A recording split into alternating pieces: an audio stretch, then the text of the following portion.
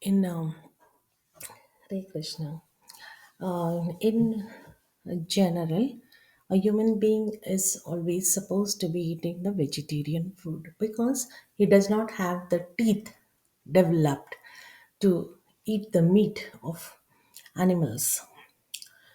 Now, why is that? Somebody may argue why meat eating is not recommended. What is the harm?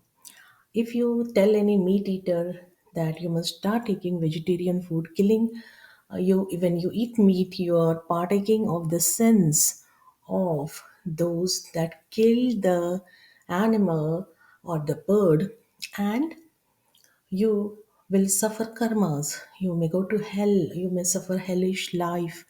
So they do not agree to it, and then they say, then why do you eat plants? Aren't the plants having life? So the argument goes on, and the fact is that the plants have life, but they are meant to be taken as a nutrition for food. The salads, the vegetables that are being cooked, so they are meant to be like that. They do have life, and we take the leaves, the fruits, the stems, the roots in our daily diet for health and nutrition. But that is not a sin. It is recommended in the topmost scriptures which are being followed all over the world, like Srimad Bhagavad Gita and Srimad Bhagavatam. So the argument goes on like this, but the truth is truth. The the karma that follows, one cannot escape them. This is the fact. You may argue, you may justify every way that whatever you do is right by killing the animals. But then the karma follows, which is the science. While killing the animal, it went through so much distress and pain, and it was felt very sorrowful because it was being killed. It could understand that it is being killed by someone, slaughtered by someone. It dies in pain. So whatever pain, grief it experiences at the time of passing away, that comes to the karma of the one who consumes the meat of that killed animal.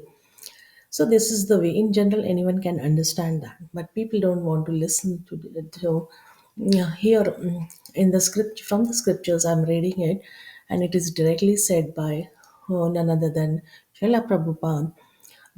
So he says, if the cow is your mother, how can you support killing her? People in the Western world eat beef. In India, there is not so much going on, but yes, it has come in India too. But in the Western world, beef is a very common thing. They don't feel any guilty in taking the beef, killing cows. You take now, we all take, all the human beings take milk from the cow, and when the cow is old and cannot give milk, they cut her throat. So is that a very human proposal? Humane proposal. In India, those who are meat eaters are advised to kill some lower animals like goats, pigs, or even buffalo. But cow killing is the greatest sin. Hare Krishna, Hare Krishna. So those who are meat eaters are advised to kill some lower animals like goat, pigs, or even buffalo. But cow killing is the greatest sin. In teaching the Krishna consciousness, the first thing that we ask people is not to eat any kind of meat, and everyone follows this very rigidly. But in certain conditions, others are obliged to eat meat. Then they should eat the flesh of some lower animals, but not cows. It is the greatest sin, and as long as a man is sinful, he cannot understand God. The human being's business is to understand God and to love Him. But if you remain sinful, you'll never be able to understand God. What to speak of loving Him? When there is no food, someone may eat meat in order to keep from starving. That is all right, but it is most sinful to regularly maintain slaughterhouses just to satisfy your tongue. Actually, you will not even have a human society until this cruel practice of maintaining slaughterhouses is stopped. And although animal killing may sometimes be necessary for survival, at least the mother animal cow should not be killed. That is simply human decency. In the Krishna consciousness movement, our practice is that we don't allow the killing of any animals. Krishna says, Patram Pushpam Phalam Toyam Yome Bhaktya Prayachati. Vegetables, fruits, milk, grains should be offered to me in devotion. Vegetables, fruits, grains, and milk, they're available in abundance. We can have that. Why kill the cow? The cow is more pleased giving the milk for free without expecting anything in return to all the human beings.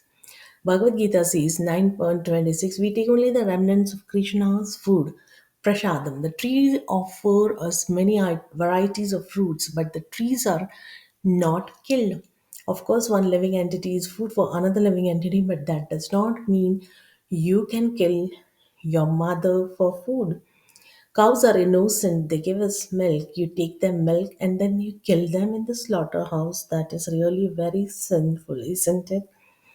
So, the cow killing, slaughtering cows for the sake of tongue is not a very good proposal. That is against human decency. And one must always try to understand the importance of this preserving this sanctity in respecting mother cow.